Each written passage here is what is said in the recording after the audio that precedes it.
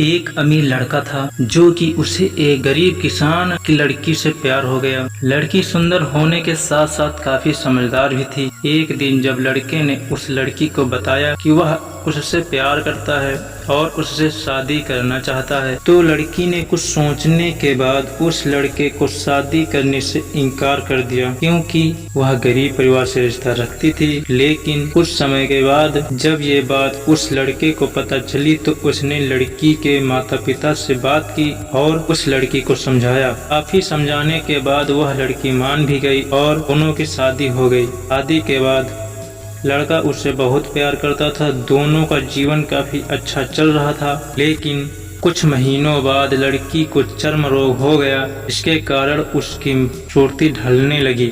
अब लड़की को यह डर भी सताने लगा कि उसकी खूबसूरती ढलने के कारण कहीं उसका पति उसे छोड़ न दे। लड़की उस चर्म रोग को ठीक करने का हर संभव प्रयास कर रही थी। समय बीत रहा था और लड़की की खूबसूरती धीरे धीरे ढल रही थी। एक दिन वह लड़का एक काम से दूसरे शहर गया। लड़का जब वहां से वापस आ रहा था तो उसका रास्ते में एक कार से एक्सीडेंट हो गया। उस दुर्घटना के दौरान लड़के की आंखों की रोशनी चली गई। इस दुर्घटना के कुछ समय के बाद उनका जीवन फिर से सामान्य और सुखी बीतने लगा। वह लड़की चर्म रोग की वजह से दिन प्रतिदिन कमजोर और बदसूरत होती गई, लेकिन पति अंधा होने के कारण उनका जीवन ठीक चलता रहा और दिखाई न देने के कारण वह लड़का से पहले की तरह प्यार करता रहा। कुछ सालों बाद बीमारी के कारण उस लड़की की मृत्यु हो गई। पत्नी की मृत्यु होने के बाद वह लड़का अंदर से दुखी हो गया और वह शहर छोड़कर जाने वाला था। तभी उसके पड़ोसी ने उसे सांत्वना देते हुए कहा,